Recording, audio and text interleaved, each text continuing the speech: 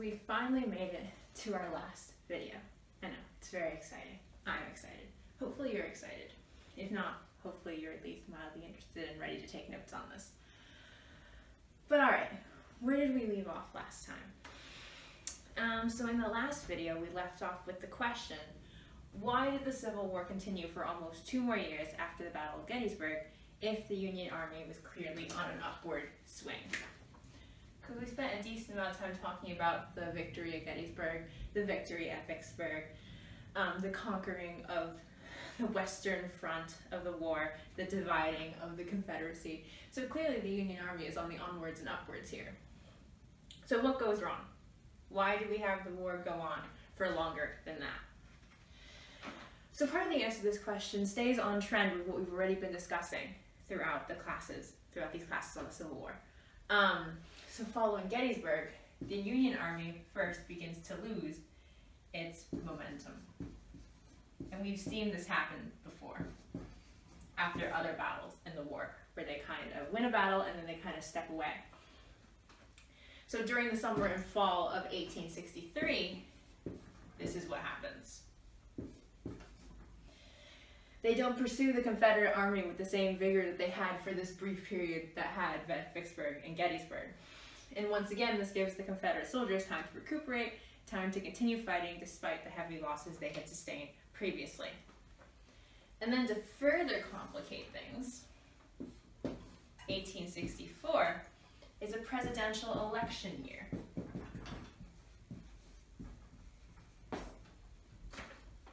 And Lincoln, at this point, is sure that the decisions that he had made in the war thus far could potentially cost him re-election if there's no dramatic turn in the war. So you start to see an upward swift here, then it kind of falls down in the rest of 1863. Come 1864, as Lincoln's searching for the presidential nomination for re-election, he's realizing that this upward swing needs to come back. So he knows that the success of any presidential candidacy run is going to depend on the decisions he makes in the war in the very near future. So with that in mind, he makes a key decision that brings back this upward motion and starts driving the Union Army towards the end of the war. And spoiler alert, we will get to the end of the war in this video. So look forward to that. But what does Lincoln do that changes this trajectory for the last and final time? He once again picks a new general. And this will be the last general he picks, because maybe one can say for once he's finally picked right, and he appoints General Grant as Commander-in-Chief of the Union Army, in light of the great successes he's had on the western front of the war, because we know it was because of Grant that we took Vicksburg. So, what's the public response that's choosing Grant as the new general? It's pretty mixed, is the truth of the situation, because while people really appreciated what Grant had done in the West and what he had done for the Army so far, they appreciated him as a talented military strategist, they also weren't particularly sure how they felt about him as a person, and that being said, wondered how they would feel about him as the leader of their entire army. They thought that he was, they didn't like his reputation as a heavy drinker, which is something they had. They didn't trust him to be making decisions for the entire Union Army. And Lincoln had a pretty simple response to that. When questioned about his decision to make Grant the new commander-in-chief, especially based on his drinking problem, or assumed drinking problems, Lincoln's response was simply to say that if he could only find whatever it was that Grant was drinking, he would give it to all his generals, because apparently whatever it was doing to Grant was working. And that was kind of the end of the discussion. And Grant remained Commander-in-Chief of the Union Army. So let's talk a little bit about who Grant was as a person, and why did he have this dramatic change on the Union Army at this time. So Grant was described as a persistent fighter. He had a lot of energy, he had a lot of determination, and like Robert E. Lee, had also distinguished himself during the Mexican-American War. One of his soldiers said about Grant that it always appeared like he was determined to drive his head through a brick wall and was constantly about to do it. So what does that mean, driving your head through a brick wall and about to do it? What does that tell us about Grant? It gives us this view that Grant was stubborn, determined, and willing to take on anything, even if it was dangerous or impossible. And despite all that, he had great military prowess, but he also hated war. So not only was he not afraid to do what he needed to do, he also wanted the war to end as quickly as possible. And to top all of that, he was a brilliant military strategist. On speaking about his own military strategy, he once said, find out where your enemy is, get to him as soon as you can, strike him as hard as you can, and then keep moving on.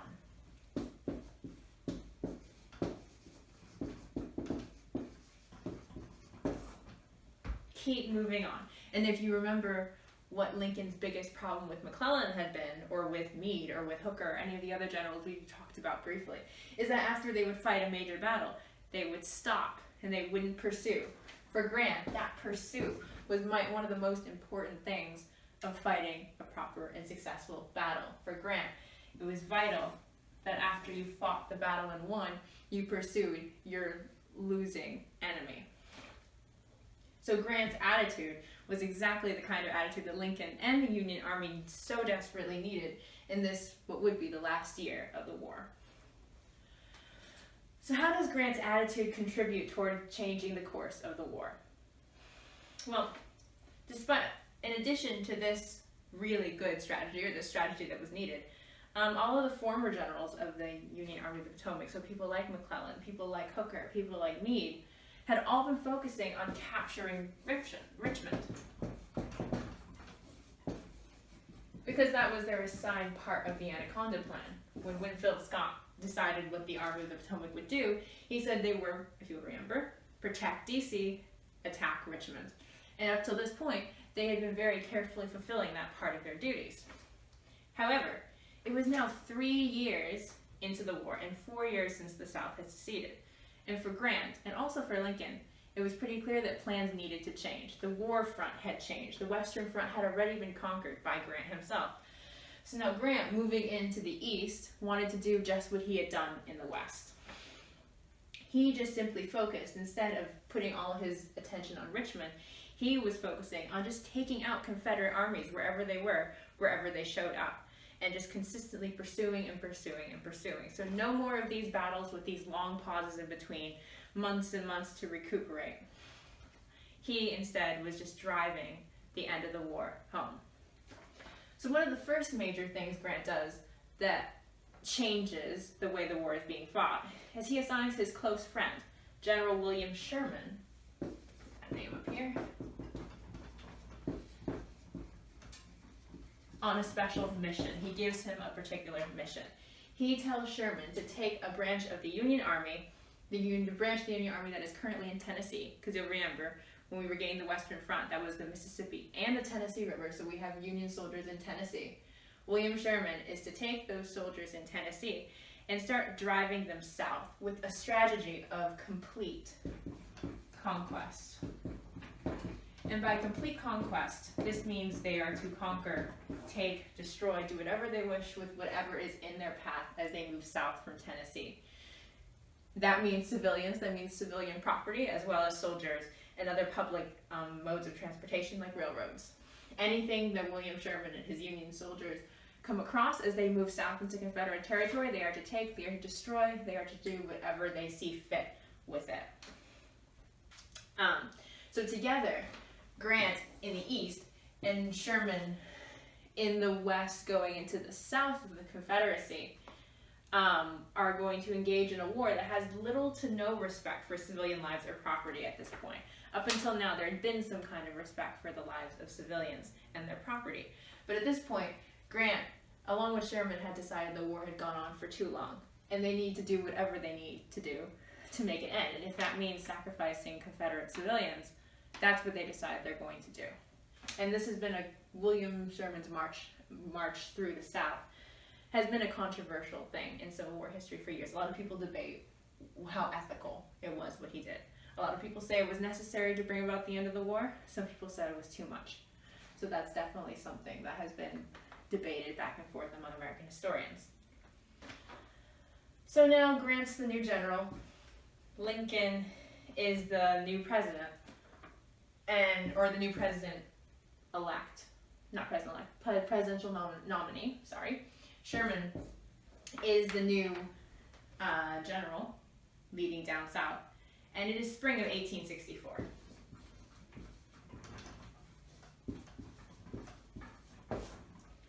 The war will end in April of 1865, 1 year in the future. So in this, the final year of the war, how are we going to get from here to there? And that's what we're going to find out. So I'll give you a second to continue taking notes, figure out any questions you have about Grant, Sherman, their relationship, strategies for Lincoln's decision. And if not, we will move straight on to talking about how this war ends. So let's set that scene. Spring of 1864. What's the first thing Grant does? He immediately sets out to engage Lee in a series of aggressive and deadly attacks. So like we said before, just attacking Confederate armies wherever he sees them. So these multiple battles that erupt in the next few months do cost the Union Army tens of thousands of soldiers. But the cost of the Confederacy is even more, because the Confederates are already outnumbered. We already outnumber them by a lot of men. So when we lose a lot of men and they lose a lot of men, it hurts the Confederates more, because they don't have as many as the Union Army did. And what was being said about Grant during this time? Well, General Lee called him a bulldog, and said that he was not easily excited and had perfect coolness and persistency of purpose. So Grant was aggressive, but he wasn't excited. He kept a cool head and was very good at strategizing in the heat of the moment. Lincoln's wife, on the other hand, Mary Lincoln, described Grant as a butcher because of how many Union lives were lost in the vast amount of battles he started fighting. However, despite the criticism he got, especially from people in the North, Grant's soldiers were actually inspired by a leader who believed in their ability to fight and fight hard, because previous generals in some ways had held them back. So one soldier actually said, Grant is striking out boldly in every possible direction, like a mad dog in a meat house. Not exactly a pretty description, but for them it was a description that they wanted to have for their general, because they were also tired of fighting a war and they also wanted to see it end. So beginning of the summer of 1864, in June, Grant maneuvers his troops brilliantly around Lee's army and heads to a city called Petersburg. And this will go in the last square of your timeline map. You don't really have to put a date, just put June 1864, Petersburg. And Petersburg was a major supply center and railroad hub about 25 miles south of Richmond. So he's moving in towards Richmond, but he's hitting where it hurts, at a place where they can get supplies and a place where they can have easy transportation. And once he gets to Petersburg, he uses the same strategies that he used at Vicksburg, which are, what did he do at Vicksburg? He laid siege to Vicksburg. He didn't engage them in direct combat. He tried to starve them out or make them run out of supplies. And he tries to accelerate that process at Petersburg. So he asked one of his generals, a man named Philip Sheridan, General Sheridan, to not only, fight or hold siege at Petersburg, he wants them to also destroy all the farms in the Shenandoah Valley that surrounds Petersburg. And these are all the farms and people and families and people providing supplies that Lee and his army depend on for their supplies and survival. So as Lee and the residents of the Shenandoah Valley watched helplessly as columns of smoke rose in all directions as Grant and Sheridan's soldiers burned every piece of food or supplies in the area, they probably had an idea that they were starting to witness the beginning of the end. And meanwhile, with Lee and his army of Northern Virginia held up in Petersburg, Grant's other friend, remember William Sherman in Tennessee, is beginning to fulfill his order to march down south from Tennessee and take the Confederacy that lay between him and the ocean. So first, Sherman's forces march and they take Atlanta. That's kind of their first big victory, per se. And they don't just take Atlanta. They destroy and they burn the city, and then they continue to move straight on to further destruction. This campaign of Sherman's was so incredibly brutal that it becomes known as its own specific campaign, Sherman's March to the Sea, in which he basically burns and pillages everything in him and his soldiers' path. Because for Sherman, it wasn't just the soldiers of the Confederacy that needed to be taught a lesson. In his mind, the people of the Confederacy needed to be taught one too, so that they would never again support another civil war. Because he knew that this war had come about, or at least he believed that this war had come about, because the people also wanted to secede. Not just the soldiers, not just the generals, not just the big names who had made it happen. The people had wanted it, so it had happened. And he wanted to punish them for it. Something that's kind of funny. By December of 1864, Sherman actually sent a telegram to President Lincoln offering him the Georgia city of Savannah as a Christmas present because he was advancing rapidly. And he had taken Savannah, so he sends a telegram to Lincoln being just like, hey, you want Savannah for Christmas? Because I've just taken it. But Sherman was a bit maybe quirky and morbid like that, but it was a little bit funny. As funny as something like that can be. By this point, by the time he's reached Savannah and is kind of steering his way towards South Carolina, he's freed over 40,000 slaves. Because even though the Emancipation Proclamation had gone into effect the beginning of the previous year, that didn't necessarily mean that plantations were letting their slaves leave. Some of them had to physically escape all over again, but plantations were still holding on to their slaves with the hopes that the Confederacy would win and the Emancipation Proclamation wouldn't matter. So as Sherman traveled through southern plantations, he freed every slave that he came across. He also burned scores of plantations and destroyed any railroads he came across either. So by February of 1864, Sherman had arrived in South Carolina, and the destruction in his path up to there was something the Confederacy already knew that they were never going to be able to recover from. So he arrives in South Carolina. And why is South Carolina significant?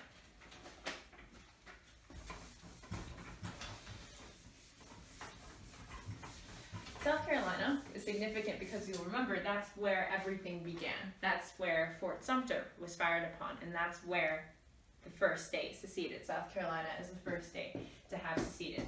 And knowing that, Sherman was particularly brutal as he and his soldiers marched through South Carolina.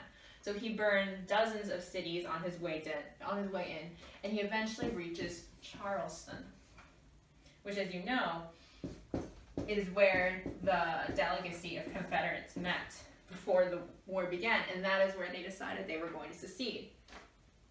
So Sherman arrives outside of Charleston, and Sherman realizes how important it is for the freed slaves in his army to take Charleston. He understands the significance of what this means to them. So it's because of that that he orders 2 all-black regiments to lead the charge into Charleston, to lead the destruction of the Confederacy. And then on April 14th of 1865, Sherman gives Major Robert Anderson, and who do we remember who Robert Anderson was? Robert Anderson, the same Union major who had been defeated at Fort Sumter, the one who refused to surrender to his student, former student Beauregard, now a Confederate, at Fort Sumter, and was there when Fort Sumter fell.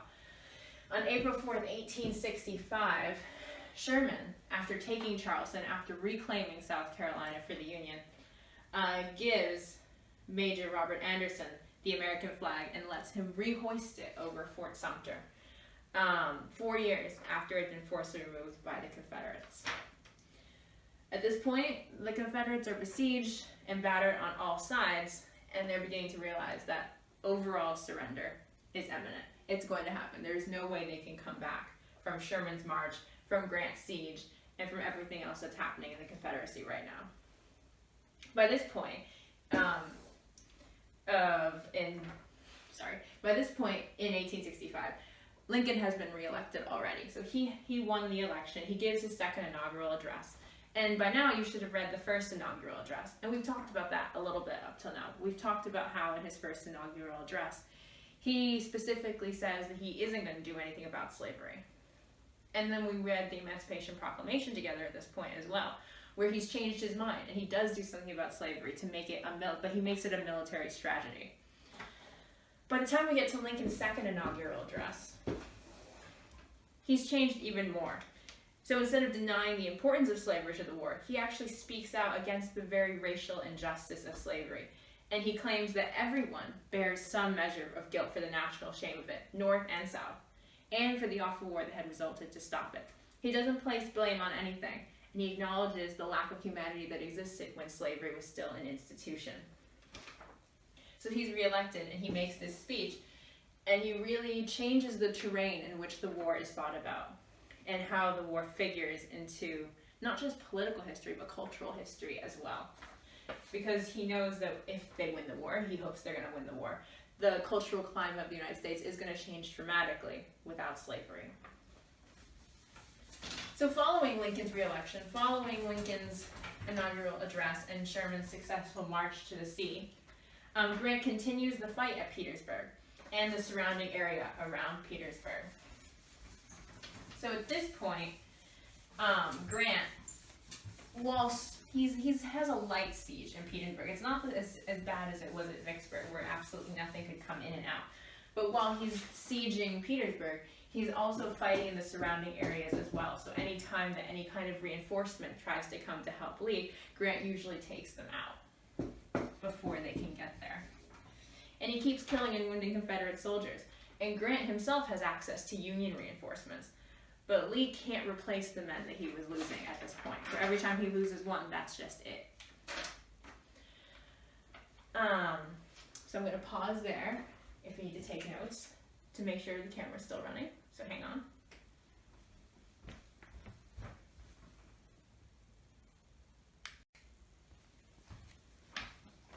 It was in fact still running. We are all good. I did plug it into charge though, because the last thing I need is for it to cut out and not to have a video. That would make me really upset. But anyway, Grant at Petersburg is still kind of holding Lee into this general area. So finally, Grant does something that makes Lee realize, I need to do something. Grant cuts off the last railroad line.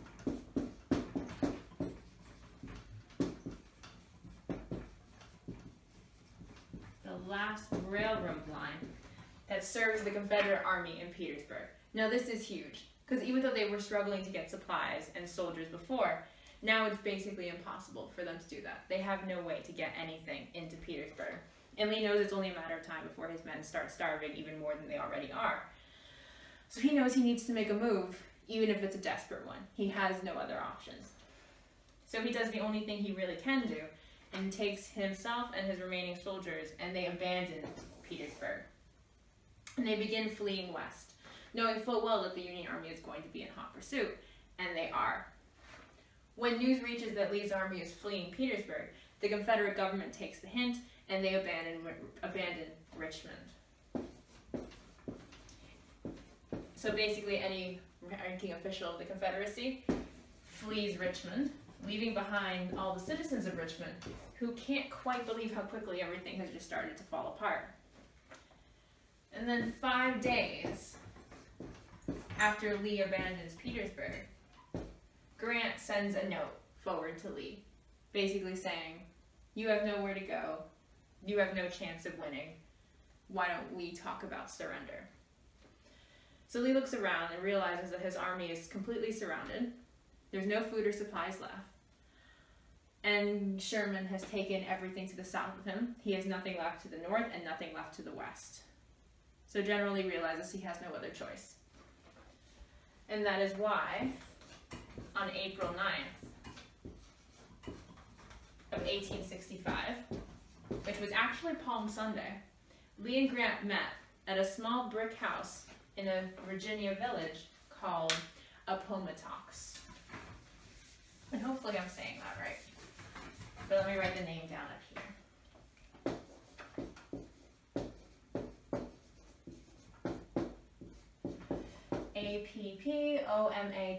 Appomattox. Appomattox is where Grant and Lee meet to discuss conditions of surrender. So Lee shows up to this meeting alone in a shiny dress uniform, whereas Grant shows up kind of battered and dirty because he's been chasing Lee and his soldiers madly through Virginia after they fled Petersburg. So what does their conversation look like when they're there? We actually know, because both of them talked about it. Other soldiers who were there with them talked about it. One of the first things Grant does is apologize for his appearance. He says he didn't bring a dress uniform with him. Lee, in return, says that the only reason he's wearing a dress uniform is because his fighting battle uniforms have been so worn out from the long siege and from the chase that he didn't have anything else but his dress uniform to wear. And then the two men start exchanging some awkward conversation about their time fighting in the Mexican-American War. And they do that for a little bit before Lee asks about conditions of surrender.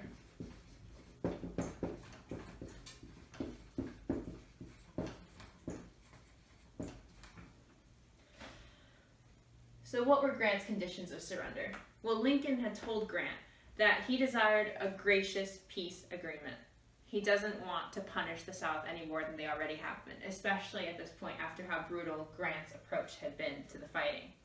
So Grant assures Lee that the Confederates would not be tried for treason. They get to keep their pistols, they get to keep their horses, they get to keep those things that are normally taken when someone loses a war. And they just have to return to the Union and accept the fact that they do not have slaves anymore.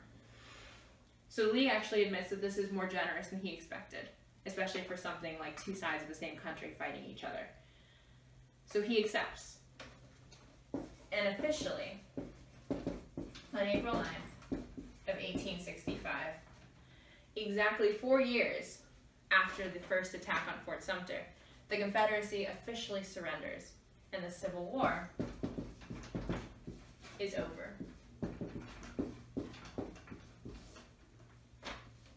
After signing the surrender documents, still at Appomattox, Lee mounts his horse to leave. And with the respect due to his fellow soldier, fellow general, and now fellow American, Grant and his men actually salute Lee as he left Appomattox, and Lee salutes them back. And the interesting thing is, although usually we associate the end of a war with a lot of celebration, there was certainly celebration in other parts of the country. At Appomattox itself, Grant made sure there was as little, if any, celebration at all. He actually orders his men not to cheer, not to gloat, or anything like that. Because for Grant, and indeed a lot of his soldiers came to the same realization as well, there was something sobering about accepting the Confederates back into the Union after all this time. After a war that they had thought was never going to see bloodshed to begin with, had now gone on for over 4 years. And the next day, following the surrender, has kind of a similar atmosphere to it. So the Confederate soldiers assemble to surrender their war muskets. So they get to keep their own personal pistols and animals and other gear, but they have to surrender their war muskets as a sign of war. So you can kind of picture them all forming a line in front of a Union general. They kind of march by, surrender their guns, and keep going. And so once again, the Union general who's in charge of this collection tells his men to salute their Confederate brothers, who are now their comrades again. And the Confederates return the gesture. A chamberlain who's there later said there wasn't a sound to be heard other than the sound of men passing and handing over their rifles. It was just something like an odd stillness, as if it were the passing of the dead, as if something had died, and it wasn't really something that they should celebrate. And that is the end of the Civil War. And the ending at Appomattox with Lee's surrender on April 9th, 1865. So overall, in the Civil War as a whole, 1 out of every 12 men served in the war in the United States, on both sides. 750,000 soldiers are killed overall, as well as 50,000 civilians. There wasn't a single person in the United States who was unaffected by the war, and it was left for generations with stories of widows and orphans who had lost family members because of the Civil War. So in the next video, we're going to learn about how the effects of the war translate into the period following the war. where Lincoln attempts to reconstruct his now united but still shattered Union. So that's what we have to look forward to next time. But until then, you can give yourself a little bit of celebration because we've finished the Civil War. Congratulations. And so we'll be moving on to a quick summary of Reconstruction in your next homework video for Wednesday. So good luck, take notes, write questions, and I will see you in our next video or our next Q&A.